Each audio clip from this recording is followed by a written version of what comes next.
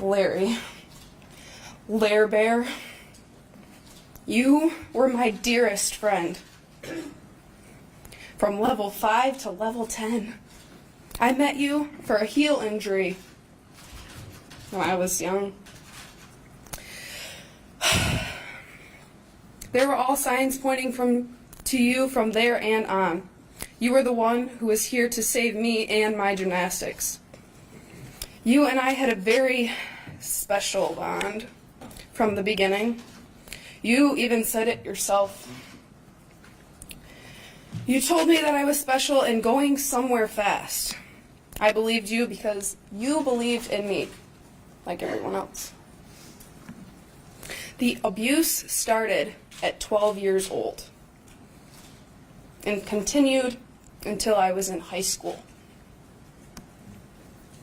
You gave me your Olympic jacket with your name on the inside tag after one of our special appointments. You always had my side when John Geddert did not, which was always, and for everyone else in the gym. You had a close bond with John as well. You were dearest friends, yet would talk like he was the devil himself behind his back. Another odd bond there I wish I would have seen.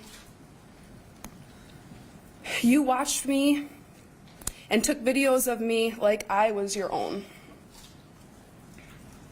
You had an ownership over me, over all of us, under the rug or under the white hospital sheets.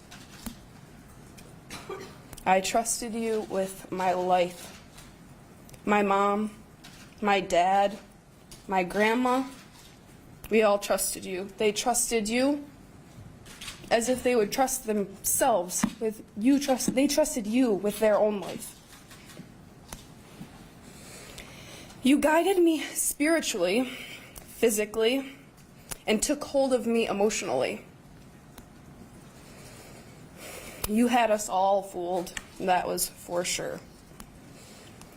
You were still Facebook messaging me the day after you got arrested, Thanksgiving time of 16. You were saying how I should pray for you, and you were glad you at least got to be home with your family for the holiday. I still believed you at the time, and I loved you at the time. Loved you. Then the pornography came out, and police found footage on the GoPro. This was not real medical treatment. My world crashed. Everything I had learned, wanted, and dreamed about is changed. Are these things the things that I still want? I thought I wanted to be a doctor. You told me, you showed me everything. You showed me every part, every ligament, every bone, every muscle on my own body. You taught me that. I wanted to be like you, a man of honor and passion. Am I on your GoPro? Because I was one of your closest little friends. I saw you 3 times a week, at least, if it be at the gym on Monday nights, your house, my house in front of my parents, but so hidden in plain sight. My parents feel that they have failed me because of your master manipulation. My mom and dad think that this is their fault. They are suffering so bad, just like I am. And I know that you know I am. This is not their fault. They suffer along with my brothers, my boyfriend, my friends, and myself. Sometimes you would sneak me into the back door at MSU Sports Medicine, invitationals, or Holt High School football games where I graduated in 15. You educated our athletic trainers for years and worked on me during the games in the back football room where the boys undressed. There were some Mondays after practice I would be the last one on the list, which I was because Larry so graciously asked me to stay. sometimes until midnight, because he needed to work on me longer, massage me longer. As another sister survivor said, in and out, in and out. You get the picture. I'm sure everyone else does. A typical Monday night, I was at the gym, 3:30 to 8 p.m. for practice, then another 4 hours of waiting, doing my homework while I was spending more time with the girls at the gym. 25 plus hours wasn't enough, but we loved every minute of it. And lately we're reconnecting stronger and bigger than ever. After our long play dates, we could now call them, you would tape me up and drive me home after an hour or 2 hours long of examinations.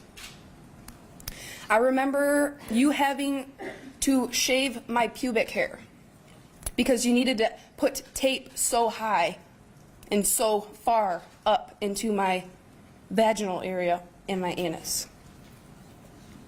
How nice of you, a butt lift and a tape job all in one. Larry Nassar, you sexually, mentally, and physically abused me. Hundreds of times. Without gloves, lubricant, or proper sanitation. Lubricant came naturally, as I'm sure all the adults in this room can imagine. Larry, you had me so wrapped around your finger in a time that I completely was blind to this world. I was young, hadn't quit gymnastics yet, gone to college or cosmetology school, all of which you wrote recommendations for me.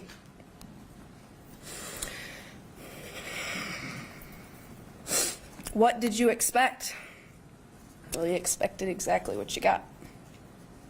A man your age knows exactly how fragile and gullible a 12-year-old girl is. A mastermind of all kinds. You truly are. Did you really read the whole Bible? Did that get you through your second try at school?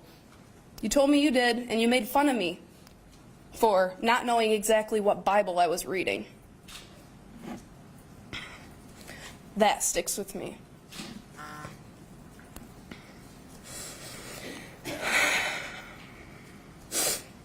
Reading about the Lord and all of His goodness He shares with us even after you failed the first time. I was reading it, wasn't I? Shouldn't you be proud of me? Thanks for now ensuring me the strongest faith I could possibly have at 21 years old. I have a faith that I will survive this and come out stronger than I can imagine standing here today. In a sense, Larry, you stripped me from my virginity, something so extraordinary for me. I was saving it for marriage at the time. As I got older, I started to understand my own body a little bit better. I became self-conscious and anxious. Why was I so self-conscious being a gymnast with a beautiful, strong, healthy body? Because of you, Larry. You. You stripped me from my own skin. From every single part of my body, including the most sacred ones. I feel dirty even after scrubbing my skin raw in the hot shower. By the way, I hope you enjoy the cold ones in prison. You are sick in the head, and I am sick, but I will not be forever. The difference between you and I, Larry, I will heal, and I thank my good Lord every day for that. You have given me this so-called anxiety that I will let randomly strike in the middle of a shopping center or the mall, anywhere. If any sense is triggered, smell, sound, or touch. I take medication now for frequent attacks. I sometimes cannot stand my own boyfriend to touch me in the modest of places such as my arm or my leg. It hurts. It is painful. It's scarring. My body is scarred by you. You, Larry, have touched and massaged every part of my body. You covered me with your illness, and I will be contaminated by you for the rest of my life. I will never forget laying in your basement, naked and alone. Facing your small television with all the stuffed animals around, I kept my eyes tight, squeezed tight. This is where I found a new place in my own mind. Any place but this place. You would always prop up a pillow under my hips for a better angle of my lower half. You lit the fireplace as well to keep my bare bottom warm. How considerate of you. You were always worried about my butt, as another girl said. The cheerleader, that's his famous one. The butthead or something, I don't know. You liked that one. So, you have done it, Larry. You have gone the extra mile. May your studies be fulfilled in the end. For all this you've done, there's a reason for it somehow, right? You know better than any of us in this room the 12-year-old body, better than anyone standing here. You have gotten me down, yes, but I will not stay down. I will rise higher than most, and I will fall. You will fall. You will fall, Larry, into your grave, and I will rise. That's all I have to say. I was a competitive gymnast, and I started at a very young age. At the age of around 12, 13, I began having severe low back pain. Additionally, I had endured a fall unrelated to the sport that had left me with unbearable tailbone pain. In turn, I was referred to Mr. Nassar by my coaches at the age of 14. I knew who Larry was. We all did. He was the physician to the Olympians, the healer of gymnasts. Many of my teammates were either patients of his at the time or had been in the past. And it had been made very clear to me and to my mother how lucky I was to have the opportunity to be seen by him.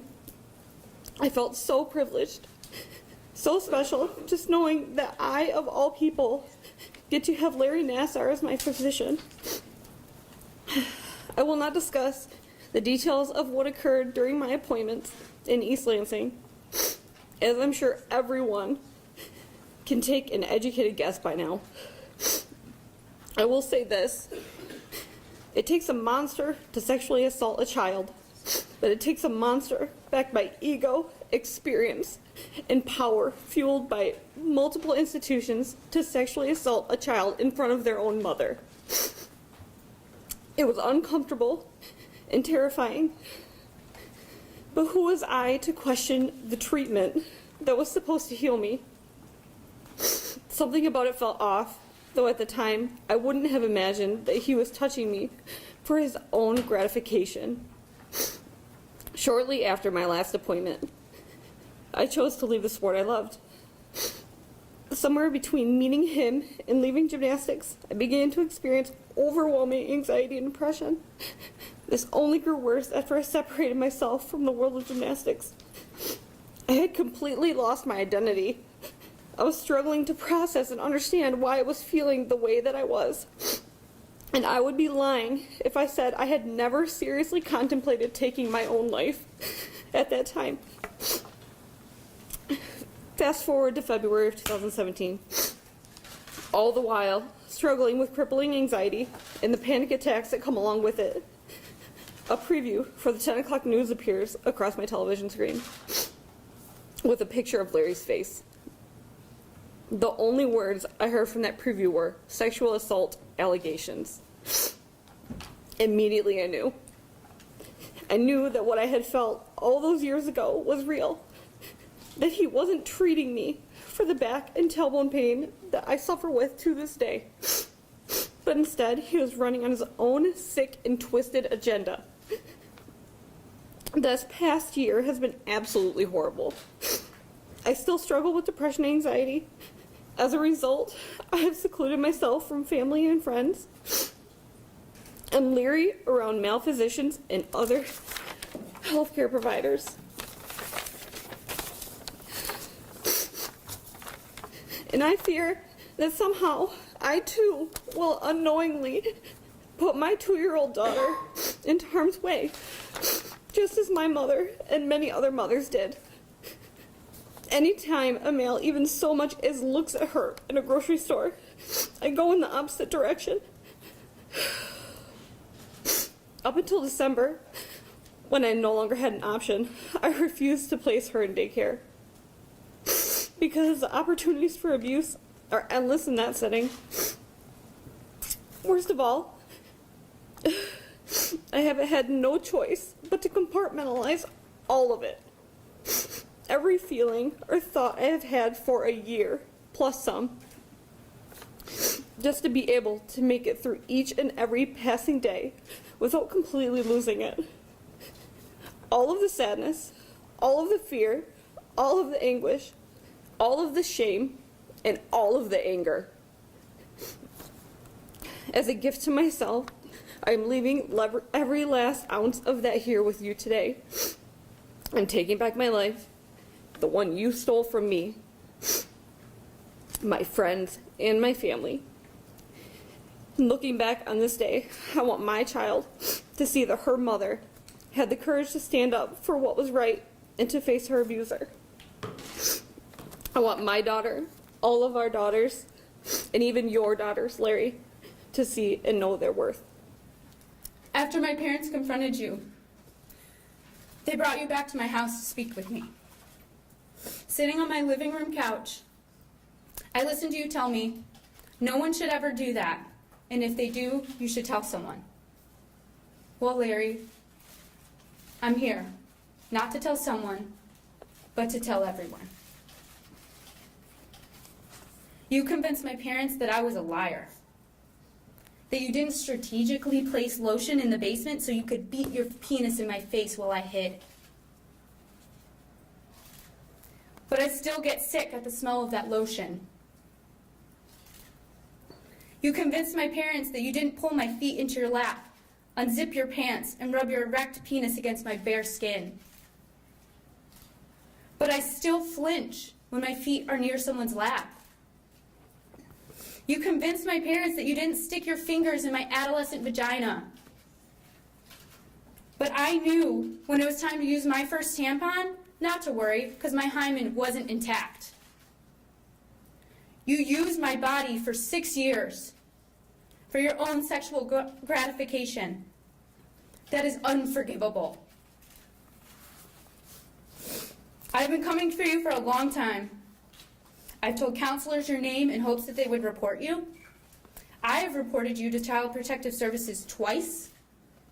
I gave a testament to get your medical license revoked. You were first arrested on my charges. And now, as the only non-medical victim to come forward, I testify to let the world know that you are a repulsive liar and that those treatments were pathetically veiled sexual abuse. Perhaps you have figured it out by now, but little girls don't stay little forever. They grow into strong women that return to destroy your world.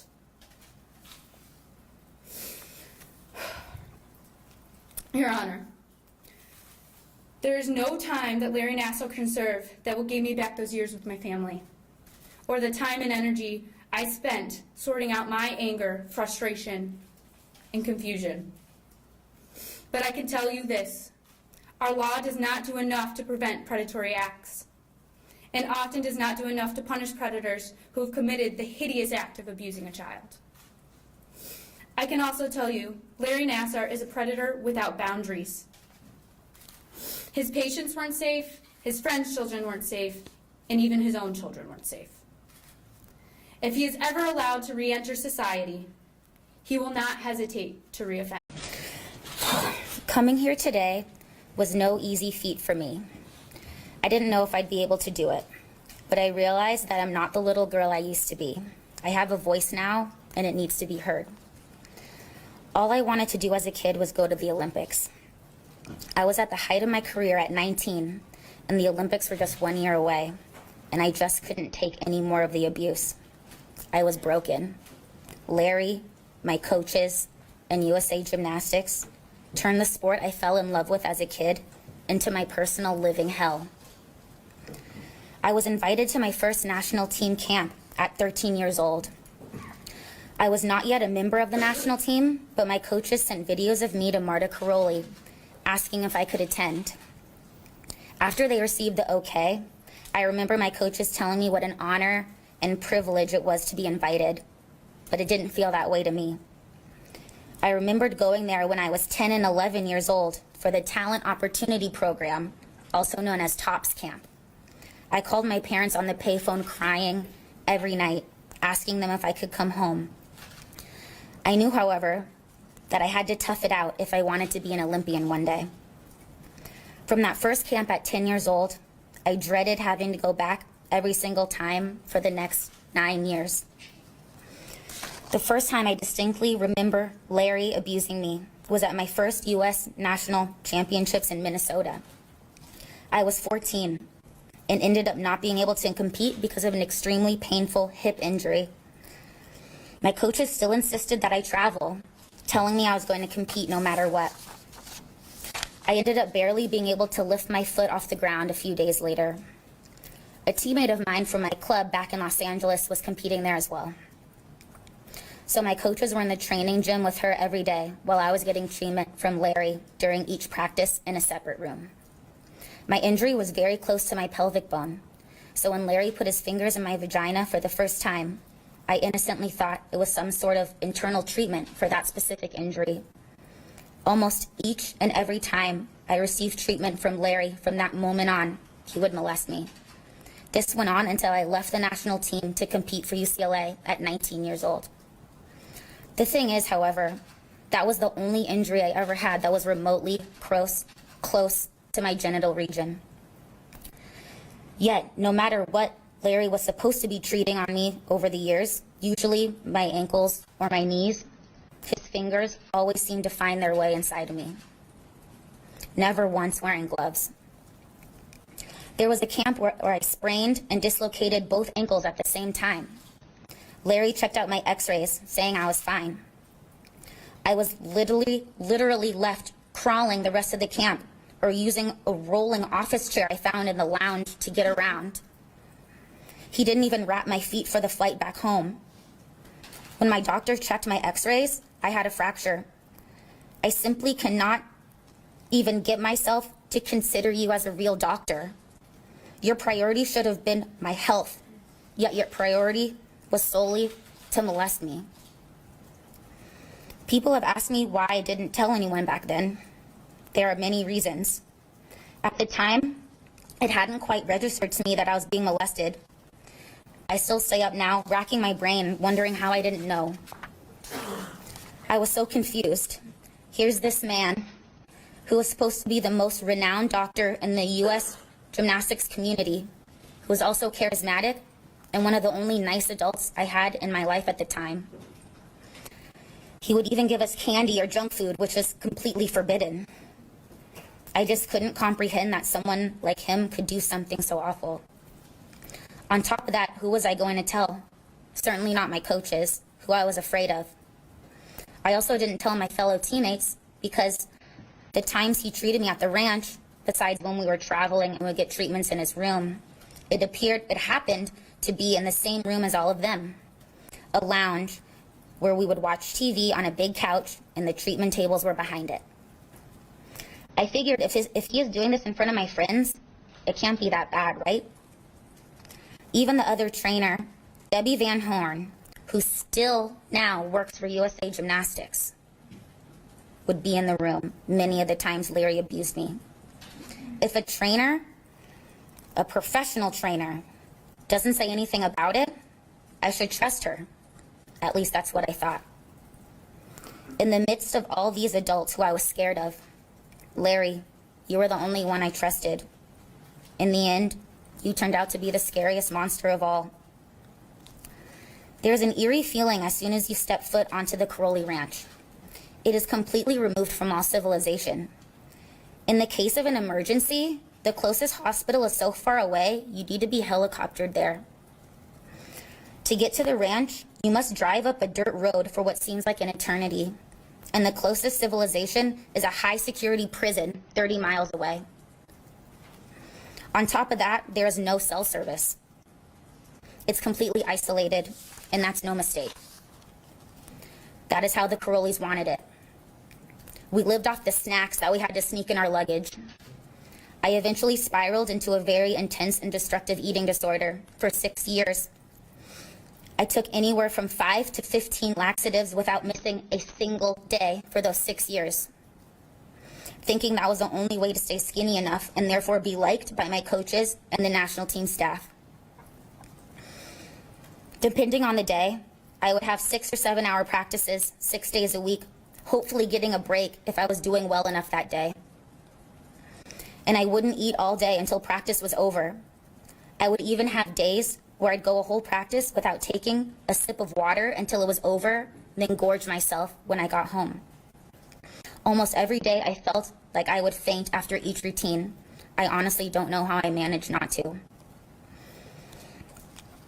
Around the age of 15 or 16, I would start getting panic attacks before leaving to go to the ranch. One time, I was so desperate not to go, I thought faking an injury bad enough was the only way out. I was taking a bath when I decided to push the bath mat aside, splash water on the tiles, get on the floor, and bang the back of my head against the tub hard enough to get a bump, so it seemed like I slipped. My parents immediately took me to the hospital because they thought I had a concussion. I was willing to physically hurt myself to get out of the abuse that I received at the ranch. When I attended the next camp, Marta Karolyi approached me and said, "You know what? Kim's mescal fell out of the top bunk in the cabins here and she didn't miss practice the next day." She did not say another word to me for the rest of the camp. It makes me so sad to think about how desperate I was at that time. Feeling as if that was the only way I could ensure not having to go to camp.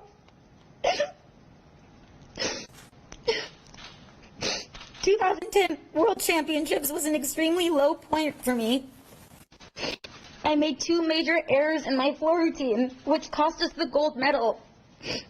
I was immediately shunned by my coaches, Marta, and some of the other staff that traveled with us. I could see the fear in my teammate Rebecca Bross's face, who was up next, because I'm sure she was thinking that if she messed up as well, she'd be in even more trouble than I was about to be in. I wasn't even allowed to give my parents a hug until I flew back home over a week later. My fellow teammates on the trip, who were Rebecca, Aly Raisman, Chelsea Davis, Alicia Sacramone, Mackenzie Caquado, and Bridget Sloan, did what they could to lift my spirits, telling me it was going to be okay. But that was not the case for many of the adults there. I had never felt so small and disposable in my life. I spiraled into a deep depression. It truly bothers me that one of the adults who treated me this way, making me feel completely invisible, is the new national team coordinator, Valeri Lukin. It troubles me that he is now in that position, and I hope for the sake of the current and future national team members, he has changed. The complete detachment from the outside world, on top of careless and neglectful adults, made the ranch the perfect environment for abusers and molesters to thrive. But thanks to the women who have spoken here, that horrible place has been closed. However, I am hoping that another critical step will be made as well. Last March, I traveled to Washington, D.C. and met with Senator Dianne Feinstein to tell her my story, along with some of my fellow survivors. I then attended the hearing by the Senate Judiciary Committee, which led to the introduction of legislation to require Olympic governing bodies, including USAG, to immediately report sex abuse allegations to local or federal law enforcement agencies. I was shocked to learn that this law did not already exist. It has passed the Senate, but hasn't even come up for a vote in the House of Representatives yet. Today, I ask Speaker Paul Ryan to schedule this for a vote immediately. It's not only about switching to a better location. We must ensure that legal steps are made to prevent anything of this nature and magnitude from happening again. I recently learned that Michigan State received repeated reports beginning in 1998 from numerous girls and women alleging Larry sexually assaulted them. If the right thing was done then, 20 years ago, I should have never met this sad excuse for a man. I was extremely disappointed to find out about this news. I've also learned that from 2014 to 2016, Larry was under criminal investigation for molesting young girls and women. President Simon, you didn't call, you didn't notify USAG. You and Michigan State let him go to the ranch and attend international competitions. There he molested my friends and my teammates. How could you? What's wrong with you? Have you no decency, ma'am?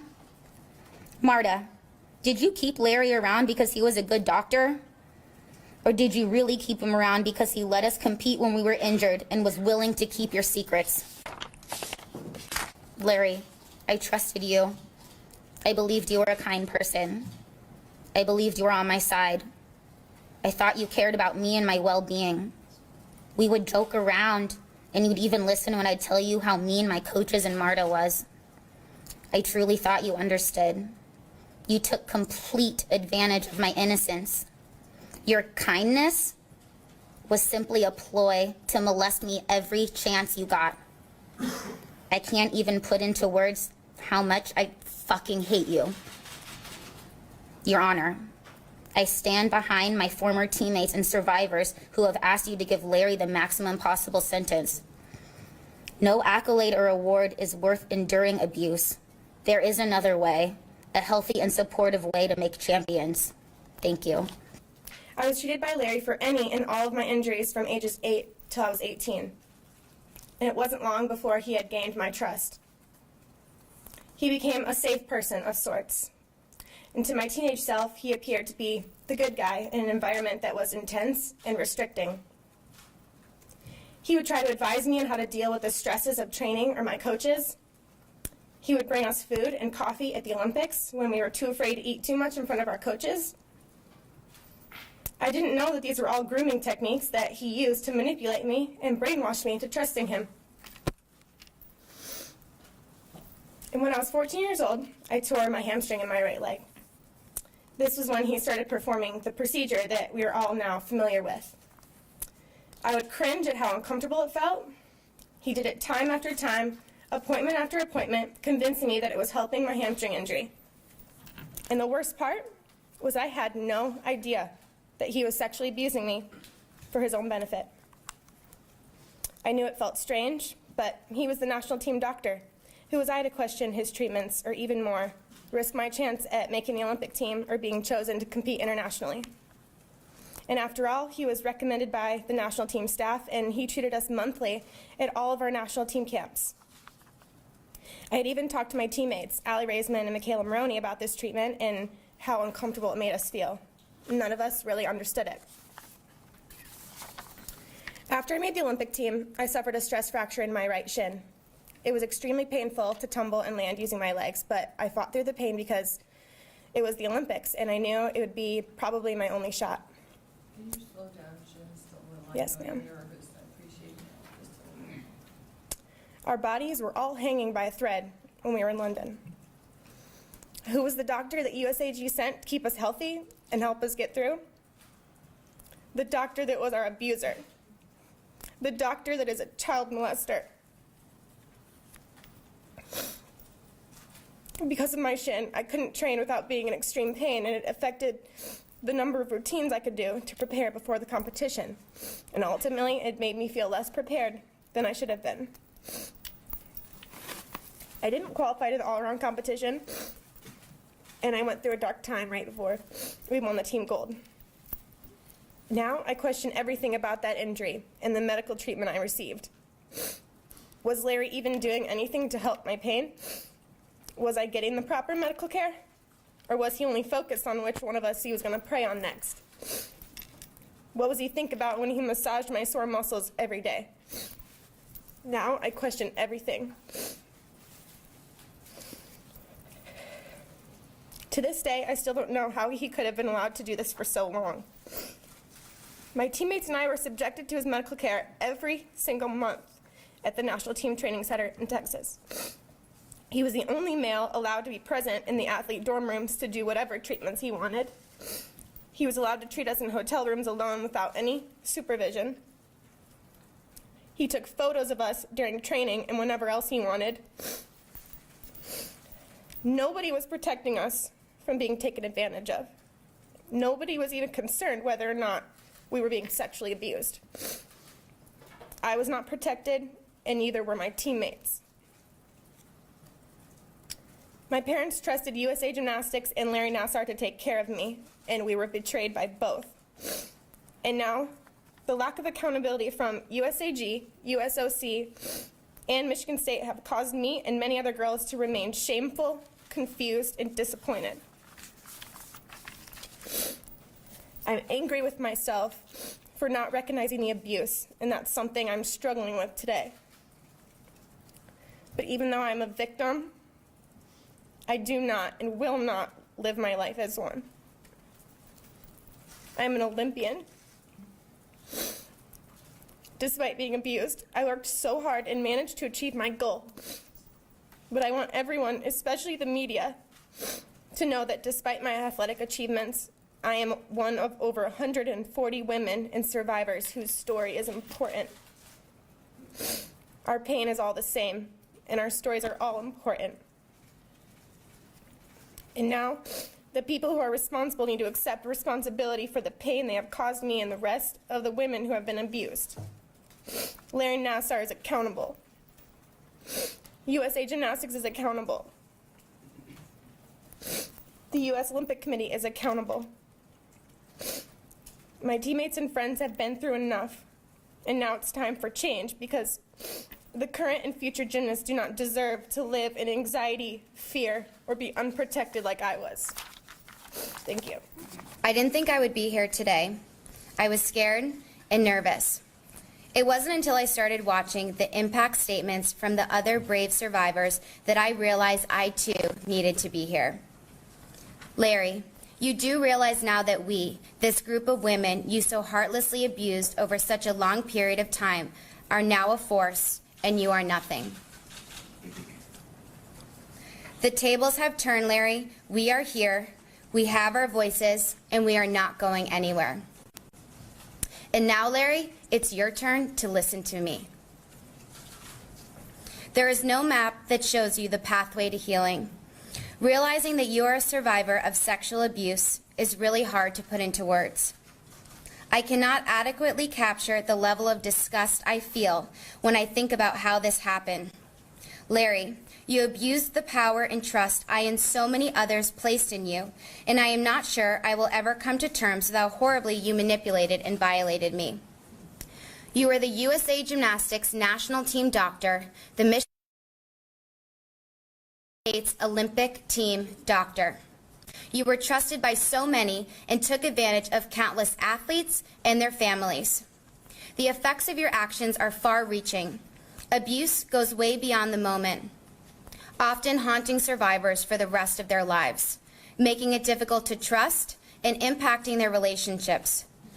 It is all the more devastating when such abuse comes at the hand of such a highly regarded doctor, since it leaves survivors questioning the organizations and even the medical profession itself upon which so many rely. I am here to face you, Larry, so you can see I've regained my strength, that I'm no longer a victim, I'm a survivor. I am no longer that little girl you met in Australia where you first began grooming and manipulating. As for your letter yesterday, you are pathetic to think that anyone would have any sympathy for you. You think this is hard for you? Imagine how all of us feel. Imagine how it feels to be an innocent teenager in a foreign country, hearing a knock on the door, and it's you. I don't want you to be there, but I don't have a choice. Treatments with you were mandatory. You took advantage of that. You even told on us if we didn't want to be treated by you, knowing full well the troubles that would cause for us. Lying on my stomach with you on my bed, insisting that your inappropriate touch would help to heal my pain. The reality is you caused me a great deal of physical, mental, and emotional pain. You never healed me. You took advantage of our passions and our dreams. You made me uncomfortable, and I thought you were weird.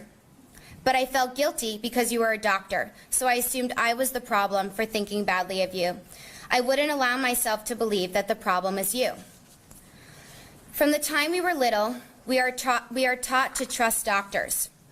You are so sick, I can't even comprehend how angry I feel when I think of you.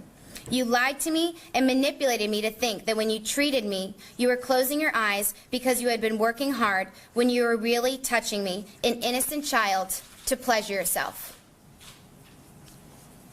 Imagine feeling like you have no power and no voice. Well, you know what, Larry? I have both power and voice, and I am only beginning to just use them. All these brave women have power, and we will use our voices to make sure you get what you deserve. A life of suffering spent replaying the words delivered by this powerful army of survivors.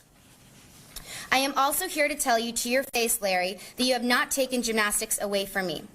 I love this sport, and that love is stronger than the evil that resides in you and those who enabled you to hurt many people. You already know you're going away to a place where you won't be able to hurt anybody ever again. But I am here to tell you that I will not rest until every last trace of your influence on this sport has been destroyed like the cancer it is. Your abuse started 30 years ago, but that's just the first reported incident we know of. If over these many years just one adult listened and had the courage and character to act, this tragedy could have been avoided. I and so many others would have never, ever met you. Larry, you should have been locked up a long, long time ago.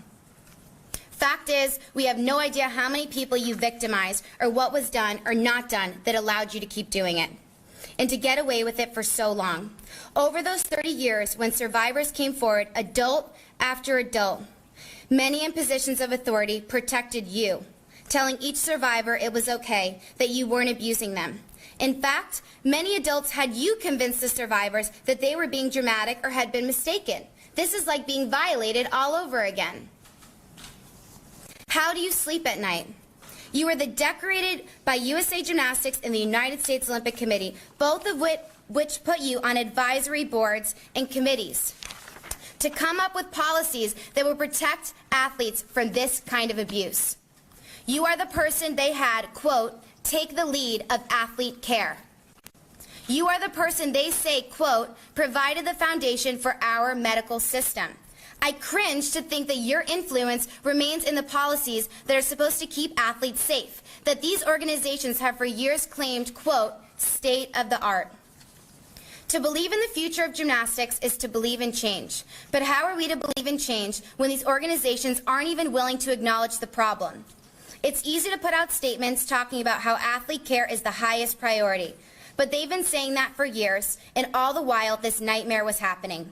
False assurances from organizations are dangerous, especially when people want so badly to believe them. They make it easier to look away from the problem and enable bad things to continue to happen. And even now, after all that has happened, USA Gymnastics has the nerve to say the very same things it has said all along. Can't you see how disrespectful that is? Can't you see how much that hurts?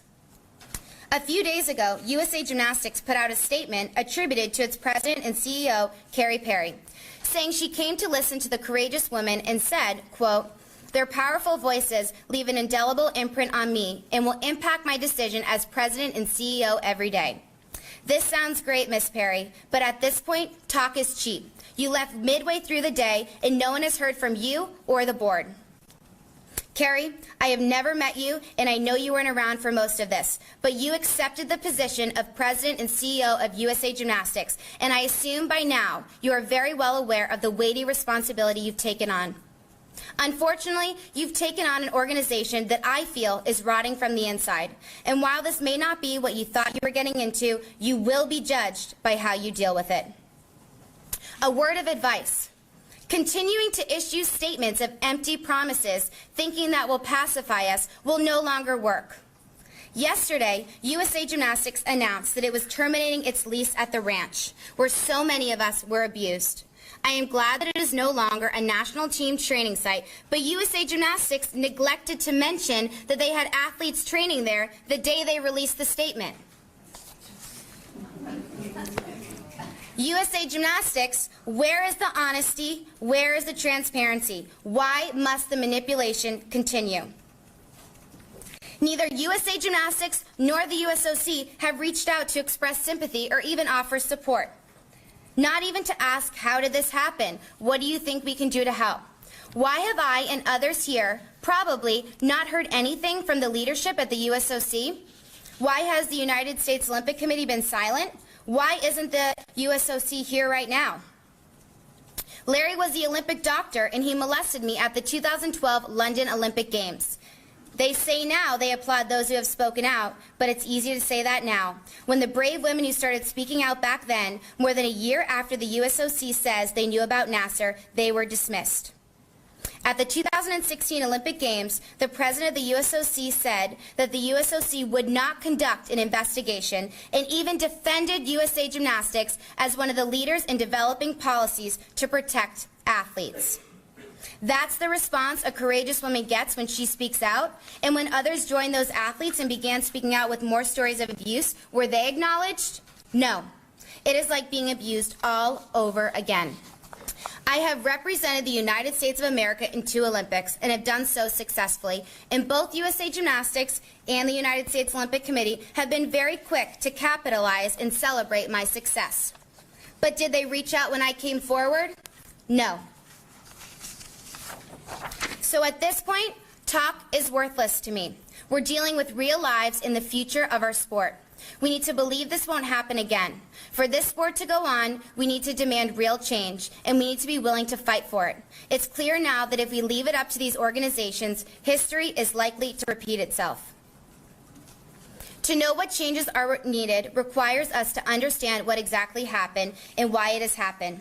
This is a painful process, but it's the only way to identify all the factors that contributed to this problem and how they can be avoided in the future. This is the only way to learn from these mistakes and make gymnastics a safer sport. If ever there was a need to fully understand a problem, it is this one right now.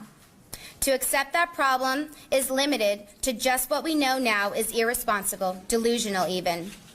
Each new day seems to bring a new survivor. We have no idea just how much damage you caused, Larry, and we have no idea how deep these problems go.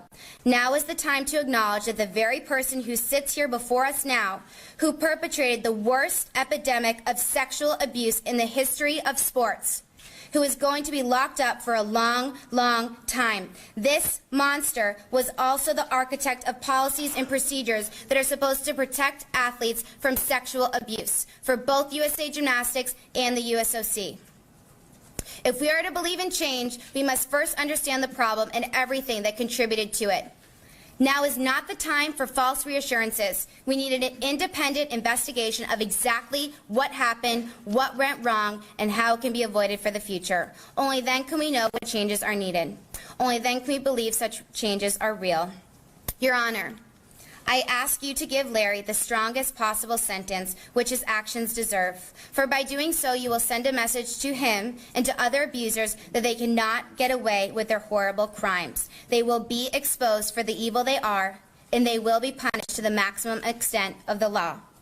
Let this sentence strike fear in anyone who thinks it is okay to hurt another person. Abusers, your time is up. The survivors are here, standing tall, and we are not going anywhere. And please, Your Honor, stress the need to investigate how this happened so that we can hold accountable those who empowered and enabled Larry Nassar, so we can repair and once again believe in this wonderful sport. My dream is that one day, everyone will know what the words Me Too signify, but they will be educated and able to protect themselves from predators like Larry, so that they will never, ever, ever have to say the words Me Too. Thank you. Larry, your abuse took 3 years of my life away from me and my family.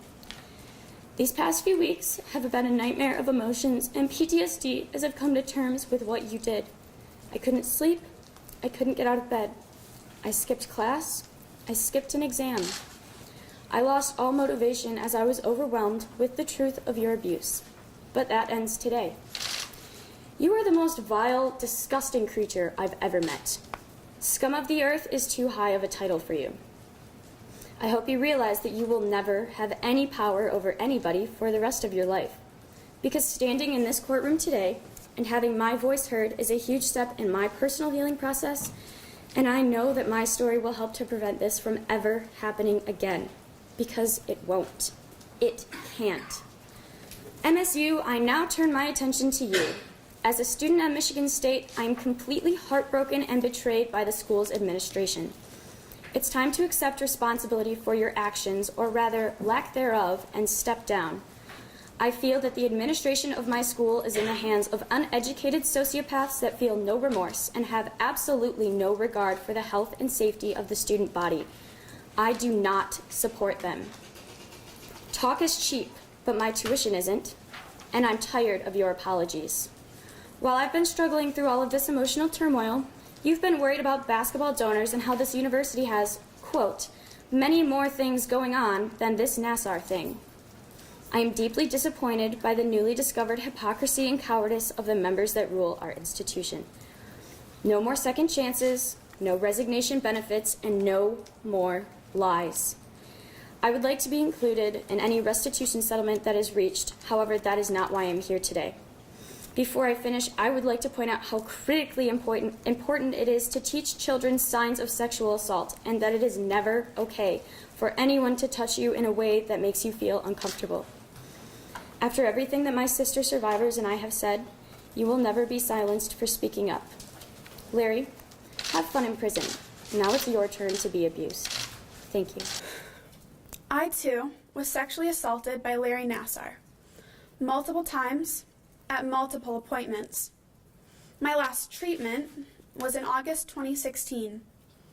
A week later, he was let go by MSU.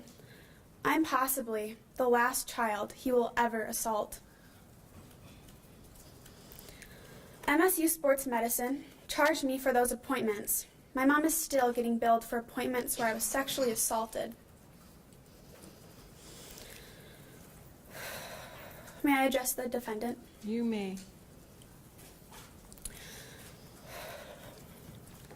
I have never wanted to hate someone in my life, but my hate towards you was uncontrollable. Larry Nassar, I hate you. I will work on forgiving you, as I know that is what God wants. But at this moment, I will leave forgiveness up to Him.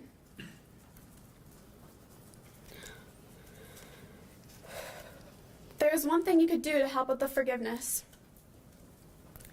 Instead of just sitting there acting weak and feeble, you could start writing down each and every time MSU, Twist Stars, and USAG could have stopped you.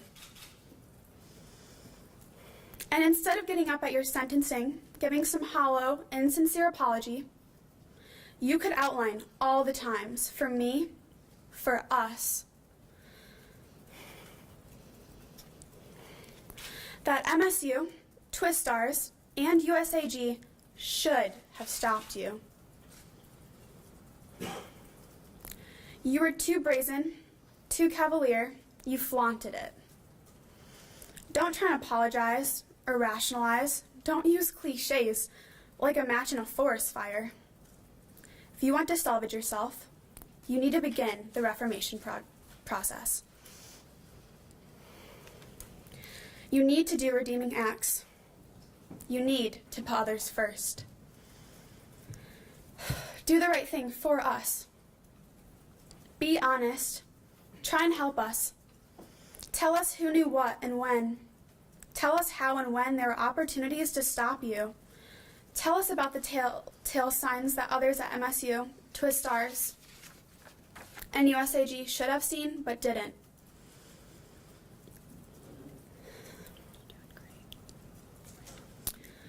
And one of your last public acts, actually help someone. Of course, we are aware that some knew, but there are likely many, many more opportunities, these institutions and individuals had to stop you, long before Rachel and the Indy Star article surfaced. You could talk about the time Coach Klages called you to discuss the allegations that Larissa Boyce made about you sexually assaulting her back in 1997. Or the conversations that you had with Stemple.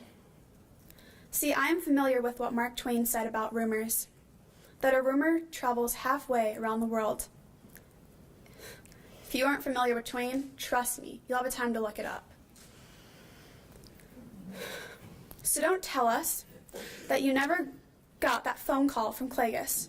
Someone like Larissa Boyce doesn't make an assertion like she did against a doctor like you, to your friend Klages, of sexual assault, and it just sits there. We know you two spoke about it. We know you had a phone call. Please, Larry, help my sisters. This would be a redeeming act. Please don't waste your elocution on your grief, your regret, or any other emotion. Don't tell us how you and God have made amends or how you are different.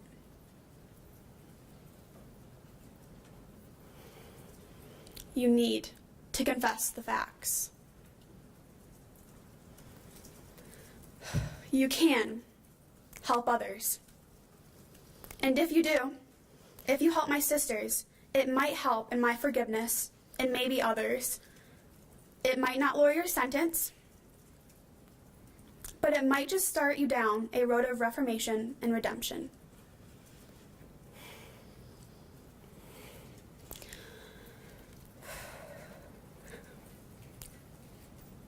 Just remember, Larry, it's never too late to do the right thing.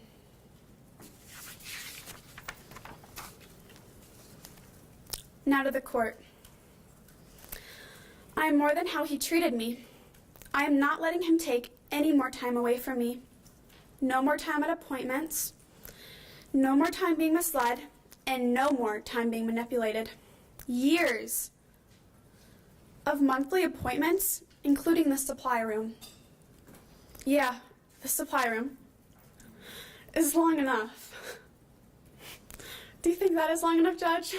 I think it's long enough, it's over. And so here's some advice, Judge. Don't be afraid. A 40-year minimum sentence is not long enough, and it doesn't send the right message. See, Judge, I doubt the Attorney General, this court, or his defense attorneys knew what was coming, allowing all of us to speak.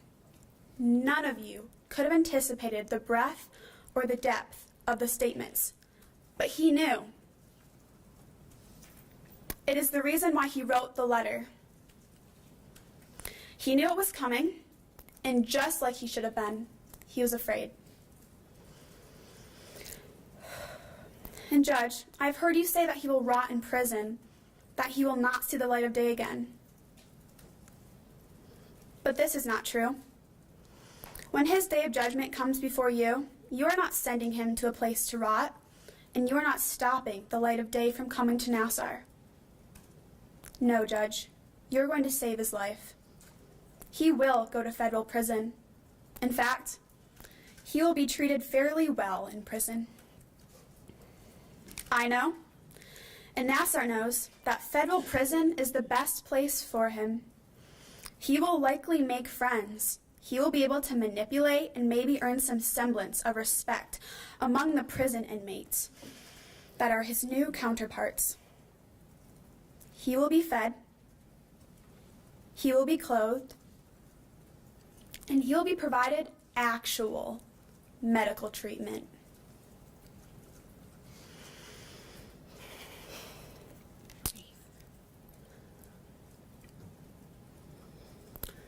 But don't get too excited, Larry. You will probably never talk to a woman again. Except for one holding a gun, a taser, and a billy club. Which is a good thing. I'm smart enough, wise enough, and been advised enough that simply Because he treated us in despicable and inhumane ways doesn't mean that that is how our system, treats the worst of the worst. But, Your Honor, just for a moment, could you imagine what kind of life he would live if he wasn't in prison? He would have to face his accusers in the grocery store, at the gas station, and in the pews at Mass. Anywhere and everywhere. My sisters would be there just like they are today, yesterday, and tomorrow, and every tomorrow until the end of his days. And it would include all women and men, anywhere and everywhere. It would be the type of punishment that is outlawed by our Constitution. It would be cruel and unusual because his life and his health. But that is not who we are. Just because he failed to treat us with process and procedure, just because he treated us like an object, doesn't mean that we are reduced to him. Nassar has done something few people can do in their lifetime, like how Kleenex is actually a corporate brand that many use in everyday vocabulary to describe a tissue. He has forever identified his name with child sexual abuse. His legacy as a medical god has been poisoned by his sickening desire to molest children, long after the Olympic gymnast doctor fades into a trivia fact known only by us or a Jeopardy contestant. The word Nassar will permanently be associated with child sexual abuse. Kind of like Jack the Ripper, Son of Sam, or Lee Harvey Oswald. You get the picture. But this, for me, is not about Nassar. Well, maybe a little bit. His sentence will, for me, say more about you. I know you are a mother, and we have heard from a number of mothers. I know you are a lawyer, and we have heard from a number of lawyers. Like you, strong, successful lawyers. You have served our country in the noblest of ways in the military. Some of us are, or have, served in the military. You have overcome. And all of us, yes, all of us have overcome. I suspect that you too could post "me too," and all of us could post "me too." In regards to actually sentencing defendants, you have handed out life sentences with no opportunity for parole for defendants convicted of murder. And like those defendants, we know that Nassar knows. We know that Nassar has been the cause of some of my sisters' untimely deaths or attempted suicides. You have sentenced other defendants for longer sentences. Your sister, Judge Neff, sentenced him to 60 years for a heinous crime, but not as bad as what you have been exposed to for over a week. I don't think anyone believes that having a picture on your computer is even close to taking an underage patient into a supply room to be sexually assaulted. Does anyone really think that? So, Judge, you may be able to guess what I'm going to say, but say it I will. No one is better suited to sentence this defendant in this case right here, right now, in this moment. Maybe, just maybe, God works in mysterious ways that your whole life has been leading up to this moment. But I suspect that you've had many moments like this in their own unique way. So here's the deal. I know that if you exceed the plea agreement, Nassar has the right to withdraw his plea. And then he would have to make a decision. Either go to trial or accept the sentence. Make him have to make that decision. That might be the only real punishment that Nassar faces in this case, besides having to sit through my sister's compelling, tearful, and beautiful statements. Statements that are all gold medal winners, by the way. We know that he doesn't want to face us. He told you so in his letter. I'm not afraid of him. My sister's survivors are not afraid of him. Please, don't be afraid to do the right thing and send the right message. I said it before, and I'll say it again. 40 years is not enough. Any message that you send at this point will be heard around the world. Send one that reflects the gravity and devastation that he has caused. A minimum sentence of 125 years. He should be grateful for such a sentence.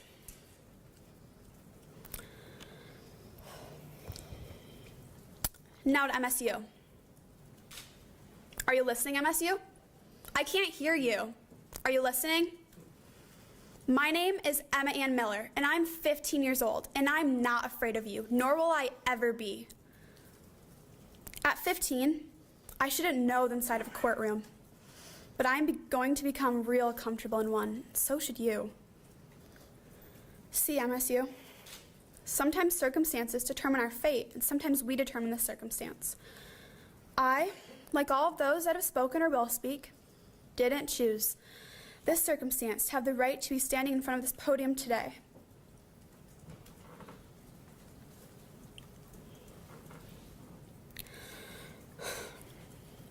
Nassar made that choice for us. Your 20-year child molesting employee. This is a burden at 15 I shouldn't have to bear.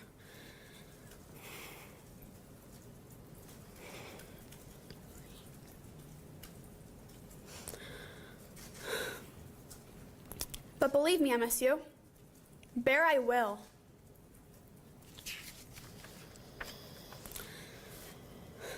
As Nassar's story fades into a federal prison cell for the rest of his life, my story, our story, mine and yours, is going to be titled Miller versus MSU. I know you write books, Your Honor. What do you think of Chapter 1? Don't piss off 150 women that you've sexually assaulted for 20 years. But let me get back to the point. MSU, it's time for me to determine the circumstance. And that circumstance is going to be pointed right at you. Yeah, right at you, MSU. I don't have to be ashamed or anti-MSU. I can be a Spartan if I choose. I can yell, "Go green, go green." Let me say that again, Judge, because I don't think the crowd heard me. Go green! Go away! I can root for Miles Bridges if I want, and still hold you, MSU, accountable. And I will. You are no more powerful than Nassar. You don't hold any power over me either, and never will. And not just MSU, but all the individuals who could have stopped this. Every single one of them.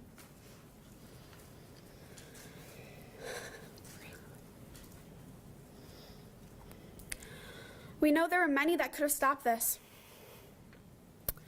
We also know that you, MSU, know that denial is not just a river in Africa.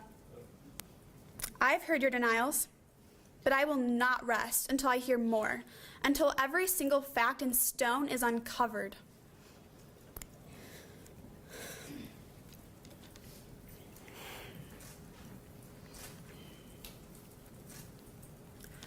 In painful, excruciating detail.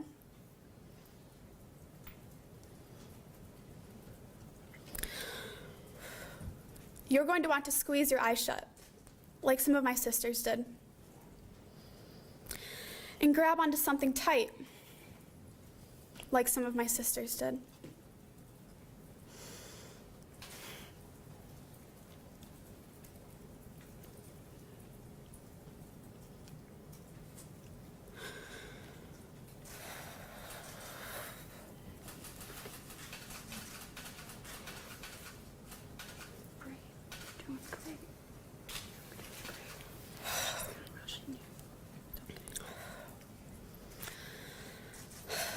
Like you are being bent over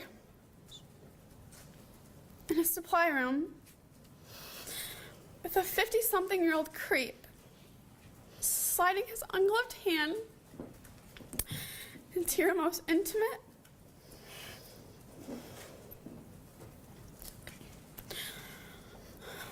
sacred, private,